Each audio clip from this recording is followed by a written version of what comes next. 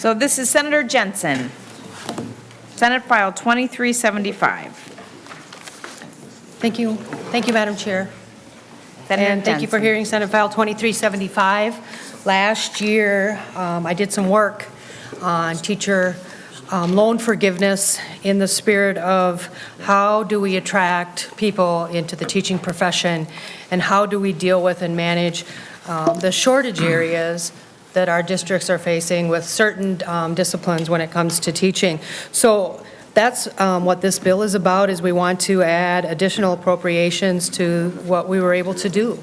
I have brought some people to talk about what their experience is as teachers and what this would mean to them. Good afternoon, Madam Chair. My name is Heather Baki, and I'm here with Education Minnesota to testify for this bill. When I graduated from college in 1995 with my social studies degree, everyone, including my social studies teaching father, told me I wouldn't be able to find a teaching job. I hate to admit that they were right.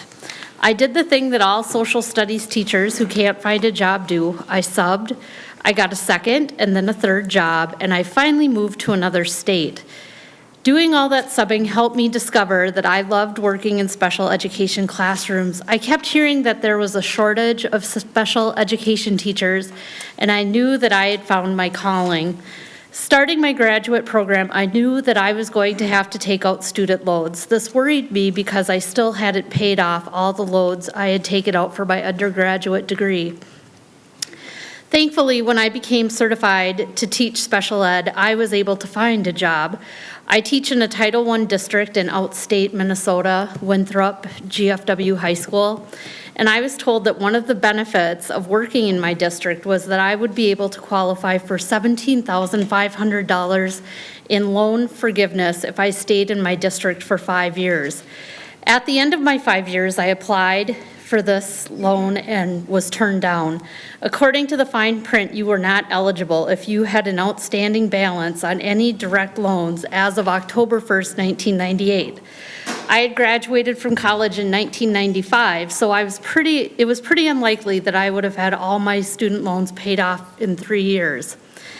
I have talked to many other teachers who are in the same boat. They have taught the correct amount of years in a Title I school, but they do not qualify for a myriad of reasons. Schools all over the state are having a difficult time recruiting and retaining special education teachers. This is especially true for schools in outstate Minnesota. My school district is trying to hire 4 special education teachers for next fall. Many times these positions are filled by teachers who apply for variances to teach special education. These teachers often do not want to pursue the additional schooling to get certified. They are already paying off student loans and don't want to add to their burden. SF 2375 is an excellent way to offer some relief to teachers who are teaching in areas where positions are hard to fill. It would also serve as an incentive to teachers thinking about becoming certified in these areas of need. I want to thank you for hearing my testimony and listening to my experience with student loans and loan forgiveness. Thank you. Thank you very much. Good afternoon. My name is Melissa Ledeen, and I teach government, human geography, and history at Chisago Lakes High School in Lindster, Minnesota. I'm really fortunate to be in my 14th year teaching, and I do teach at my alma mater. I've had the opportunity to mentor 4 different new teachers since I achieved tenure. Only one of them is still currently in a teaching position. This isn't about budget cuts or cutting teachers who were performing poorly. They had the passion for it, but could not figure out how it made sense to make a wage that almost qualified them for public assistance because of their choice of a career in public service.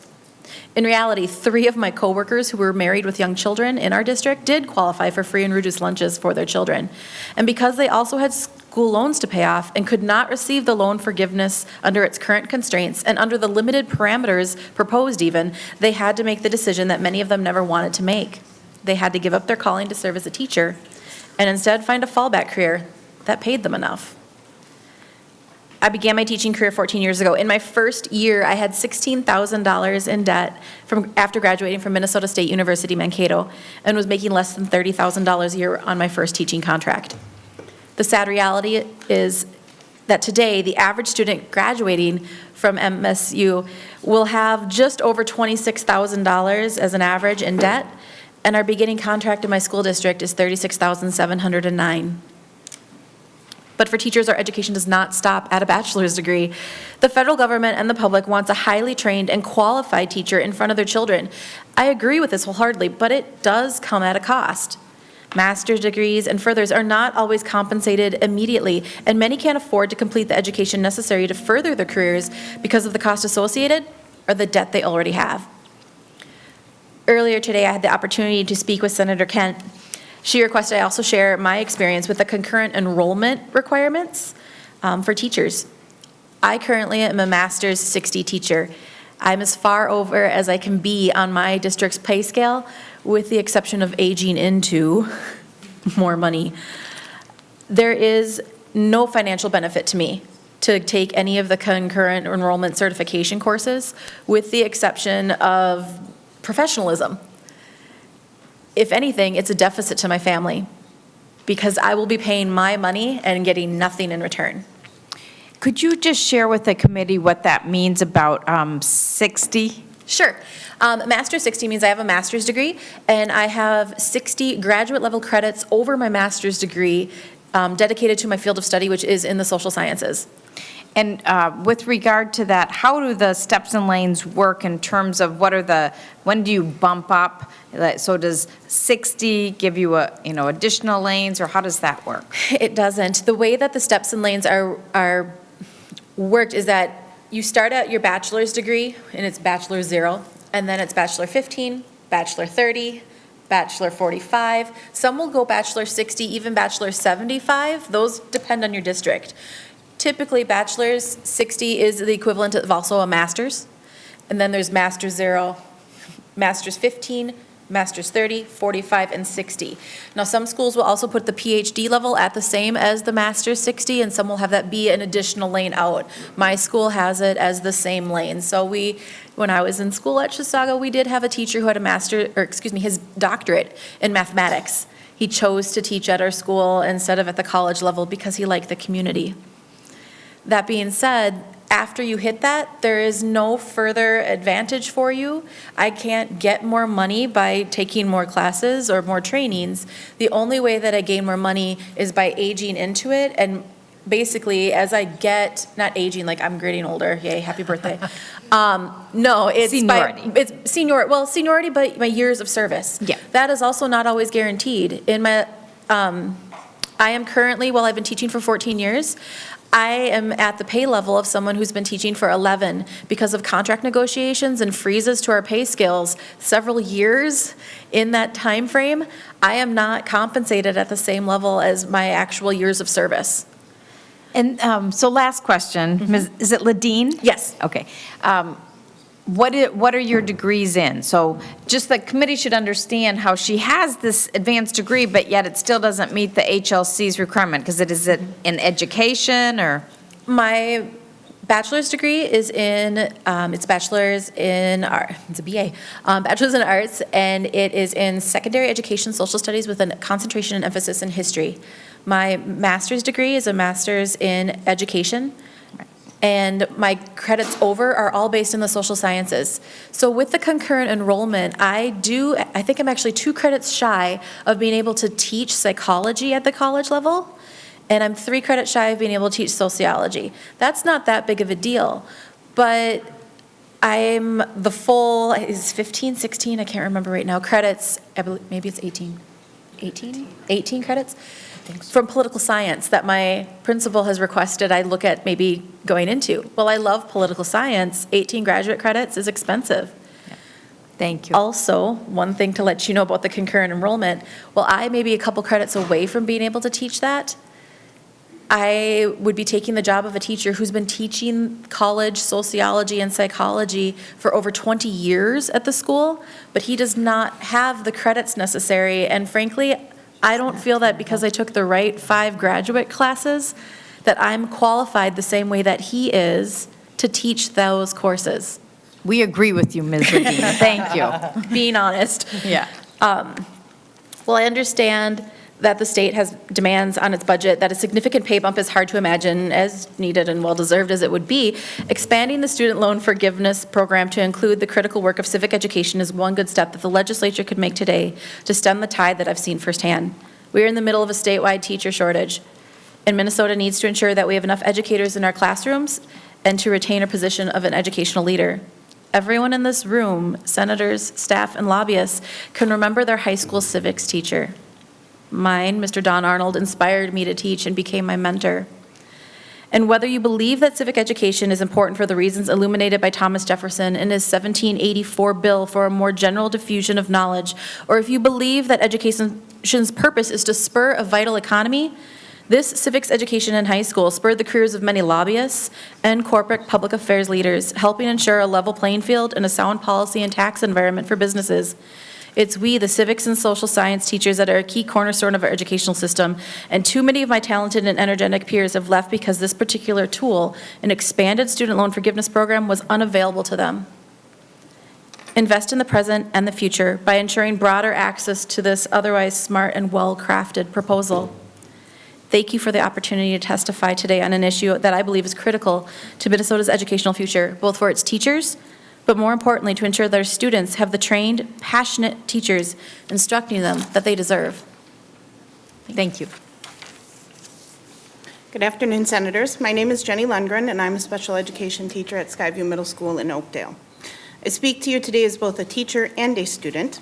The teacher loan forgiveness law is an excellent and much appreciated start to ensuring that the students of Minnesota have the best possible teachers. By extending the funds available, this program can assist even more teachers and students who have been anxiously awaiting this sign of appreciation. I currently owe over $72,000 in student loans for my undergraduate degree and 2 graduate degrees.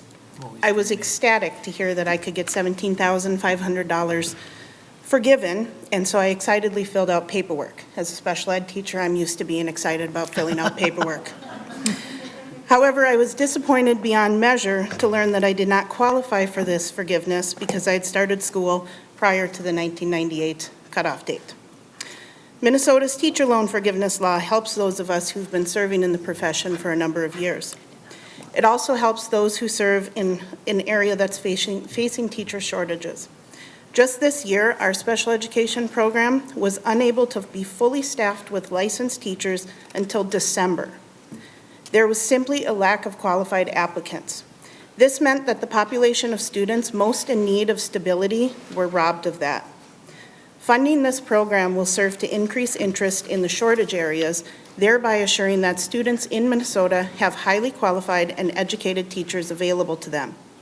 The only way to ensure that our students have highly qualified and educated teachers is to make sure that teachers are not penalized for being well educated. We already have to endure a tenuous relationship with our districts because we are on the higher end of the pay scale due to years of service and educational level. Debt relief would aid to lessen our financial burden and allow us more time to focus on our students. I have to work a second and even a third job just to cover my student loan payments, and I'm still in school. This takes time away from my children, biological and students alike. I know that I could be an even better teacher and mother if I could support my family without the need of additional jobs just to cover student loan payments. Additionally, too many young people are entering the field of education only to leave it shortly thereafter. They get into the profession already tens of thousands of dollars in debt, only to be given a meager paycheck that does not allow them the ability to survive on one income.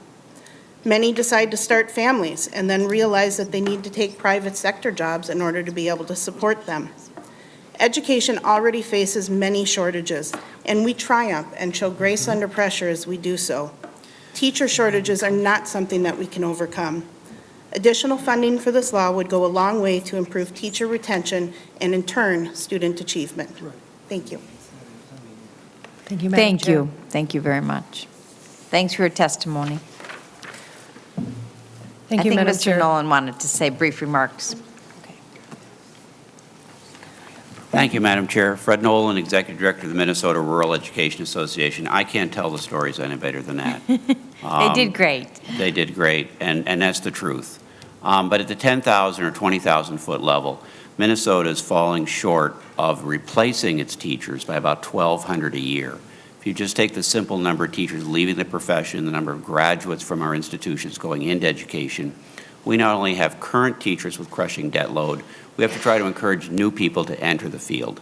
And that's why this bill is so important, because the current federal law does not provide the quality, the coverage of loan forgiveness it once did. Let me tell you a different story. My wife's story and mine. My wife graduated in the 70s. We moved to Northwest Minnesota. She worked in a poverty area. She had 15% of her federal loan forgiven each of her first 5 years. In the first 5 years, 75% was forgiven by the federal government. We paid 25%. We didn't have this crushing debt weighing on us. So you can see there's pent-up demand. We have the need to incentivize people into the career. And if you look at the numbers of the dollars, this really needs to move north. We very much support Senator Jensen's effort this, and we hope you would too. We would also ask that you would ask the Office of Higher Education to proceed as quickly as they can to rulemaking, because none of this money is moving out right now because the rules are not finalized. And so they've gone through preliminary, but I would like you to move them so this money would be available in the 16-17 school year. Ms. Oliver, perhaps you come to the table briefly. It was just mentioned by Mr. Nolan that while we did pass this legislation last session, that rulemaking is still happening, and so the money is not yet accessible. Could you make a comment on that? Yes, I'm Nikki Oliver, Legislative Liaison for the Office of Higher Education. And yes, we're still in the rulemaking process and don't expect to publish final rules until May. And around that time is when we expect to put out start receiving applications. If they don't complete the rulemaking until May, can they actually physically get the $200,000 that we appropriated last year out the door? So, Ms. Oliver, if you don't get your rulemaking done until May, can you actually get the $200,000 that we appropriated last year out the door in the time that we stated it was to be appropriated? I believe so. Plus, there's a clause in the statute that says we have a separate account, so money doesn't go away. Ms. Oliver, do you know why it's taken so long to get the rules done? I do not, Chair Bonoff. Mr. Fuller, oh, I'm sorry, nothing. Yeah. Ms. Oliver, what are you making the rules about? Because perhaps you needed more direction in the statute so that you didn't have to go into rulemaking. I didn't even know that you'd be in rulemaking. Yes, there's a part in the statute, Chair Bonoff, that states that we must go through rules for certain parts of the law. We're going to look at that. Yeah. Yeah. Yeah, So- because it certainly was the legislature's intent that to get this money out as fast as possible. So, Mr. Nolan, thank you for bringing it to my attention. The other thing I just wanted to mention is that as I talk to teachers who have this great amount of debt, they then share that they're going back to graduate school to take on more debt. And I understand, I'm sure it's both for to become a better teacher, but also it's out of the need to be able to have more salary to pay for the debt one currently has. And so I'm just wondering if our incentives are structured appropriately, if we actually are sending our teachers back to school to get these graduate degrees, and then so that they can move up on the salary schedule, but in fact, it's then causing them to have the increased debt, which ultimately everybody bears the brunt of. So, yes. Just say your name again. Melissa Ledeen. It is a complex issue. Ms. Ledeen. There are times where we are being asked by our administrators to go back for certain items. Certainly, I know in some special education courses with the new certification for autism spectrum disorder, there were special education teachers who were told that you have to go back, but there was no money from the schools to be able to do that. And in their cases, it really was, if you're going to continue to have a job once this goes into effect, you have to go back for this. Yes, we already have the debt. kind of a chicken and the egg scenario. What are you going to do? Certainly in the years of pay freezes and freezes in steps, the only way to be able to get any more money for about 4 years in my district was to go back to school. Thank you. Got it. Senator Nelson. Thank you, Madam Chair. I have just two brief questions and then a comment. I'm wondering, Senator Jensen or maybe Council, if you can refresh my memory about the statute 136A.1791.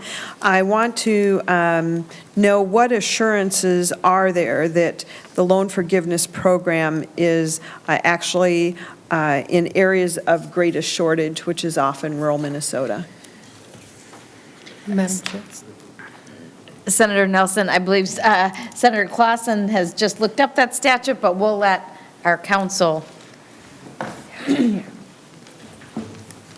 address it. It is in the statute. I will take that as a definitive yes, and I'm not going to worry about that anymore. All right. And then my second question has to do about the rulemaking kind of hiccup that we've seen here. And my question is, if we support this bill and add additional funding, I would assume that the rulemaking, once done, is sufficient and we don't need any more rulemaking. And if so, we should add some sort of incentive in here to get rulemaking done by a certain time. Senator Nelson, I think we're going to work hard to make sure we draft it so there's no rulemaking. Thank you. But, right? For going forward. Mr. Nauman's gonna. That's what you want. I don't think we like rulemaking. Senator Nelson. So, Madam Chair, thank you for alleviating both those concerns. And then just my brief comment is, I'm thinking about your first testifier. I, too, as a special ed teacher and a Title I teacher, and I don't know if you were a middle school teacher or not, but I was a middle school teacher as well.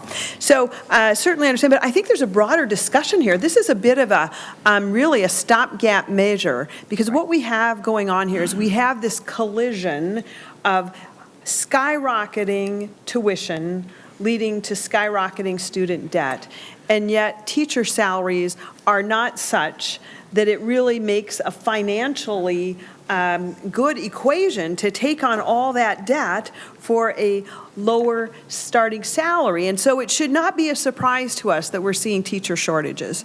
And I think we're going to have to think outside of the box here and think of some better ways. I support this bill, by the way, but some additional ways that actually get to this more broader problem of skyrocketing student debt. And it would play out in other areas as well, where it would be more difficult to get those to get applicants into areas that don't pay those higher salaries. I know I've had friends who were concerned about their son going to college to become a history teacher, which we would love. And yet she said, yet he's going to take on so much student debt for a $35,000 a year job. So I think we're losing a lot of great teachers. Fortunately, when I went to college, the tuition was not that expensive. It was plenty expensive, don't get me wrong. My parents made sure I knew how expensive it was. But the point was, I was able to graduate without student debt. And to this day, I can't imagine how that would change one's life and choices in life to graduate with high student debt. So I appreciate the bill, Senator Jensen, and also the work to make sure that we actually get the funds that are appropriated out the door. Thank you. Thank you. Senator Clausen and then Senator Pratt. Thank you, Madam Chair. A few minutes ago, we had a discussion about salary schedules, and just a comment, most salary schedules encourage teachers to gain more education. In fact, some will freeze you out. If you don't get additional education, you are stuck, and you will not get a raise unless you continue to achieve more education. But Senator Jensen, do you have a dollar amount for the appropriation? And just while you're thinking about that, in statute, the maximum that a teacher can have for an annual forgiveness is $1,000.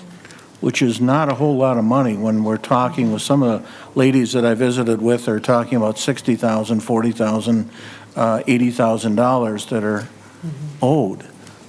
Did you give any consideration to changing 136A.1791 regarding that piece of legislation? And then also, what are you thinking about as far as total appropriation? Senator Jensen. Madam Chair and Senator Clausen, originally, when I presented the bill last year, it was a $3,000 amount, and then it was changed through how we do things around here.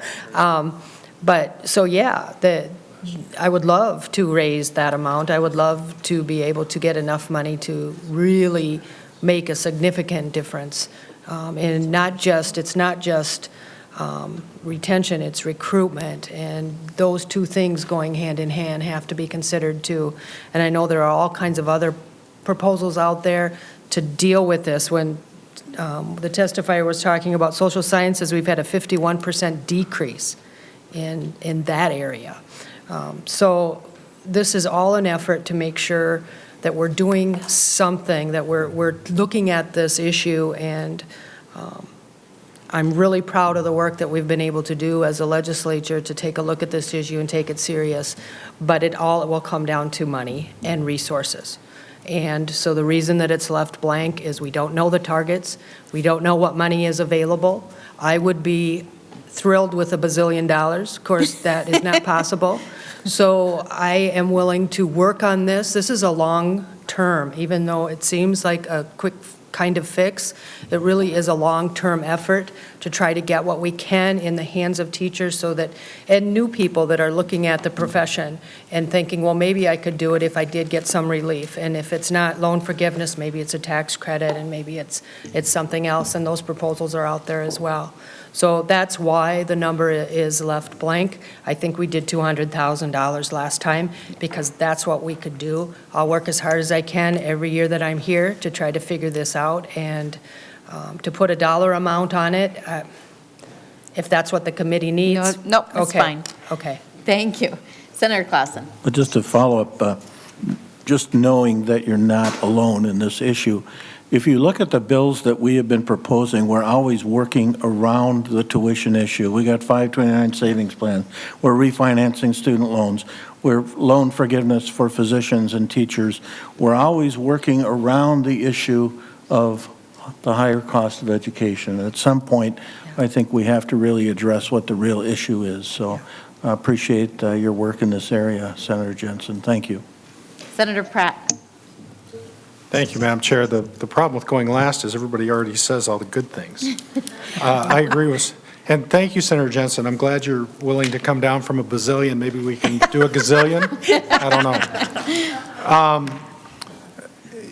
I think Senator Clausen hit it right on the head. What we're not talking about is the rising cost of tuition. We're not talking about all the requirements that we're making undergraduate teaching candidates go through in order to get their license, and how many of those really need to be as part of that initial degree, and how many can be done through continuing education.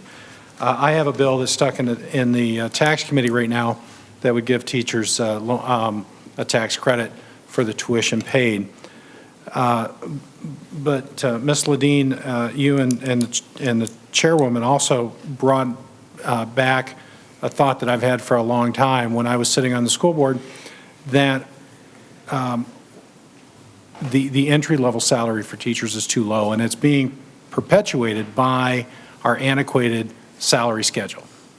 And I think, Madam Chair, just like with the higher tuition, I think at some point the interested parties have to come together and look at a new way of compensation. I had a conversation with former Secretary Seagren not too long ago, who we were talking about this issue and her hopes for QComp and how it's morphed more into a teacher development funding mechanism than truly what it was designed to be, and that was an alternative compensation model and being able to fund some innovative things. So Senator Clausen, I hope you're right. I hope we do address rising tuition costs, but I would sure like to see us get to a more equitable pay scale for teachers coming out of the gate. Not just more money across the board, but really recognizing that a teacher like you is doing the same job as a teacher who's probably 2 or 3 steps ahead of you.